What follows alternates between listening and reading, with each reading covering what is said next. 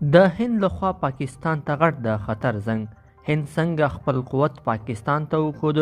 تازه د هند بهرنی چارو وزیر څه ویلي دي؟ جزئیات په ویډیو کې وګورئ او چینل سبسکرایب کړئ.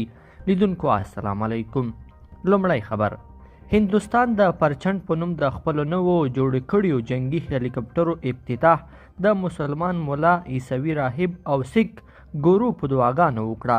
دا هلیکاپټر د هندوستان ایروناټکس شرکت جوړې کړي دي.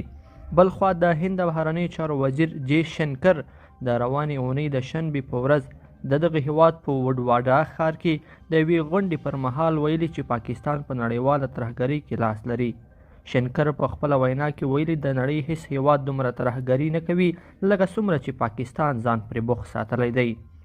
د هندي رسنیو په حواله نوموړي خپله وینا کې همداراز ویلي چې نړیوال هند په معلوماتي ټکنالوژي کې د یو مخکښ هیواد په توګه پیژني، په داسې حال کې چې پاکستان د یو نړیوال ترهګر په توګه پیژندل شوی دی.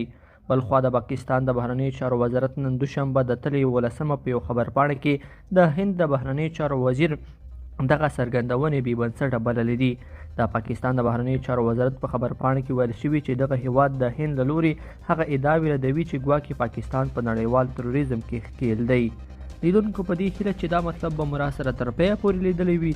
که مو ویډیو خوښه شوې ویډیو لایک کړئ او چینل سبسکرایب کړئ. تر بیا ښه وخت.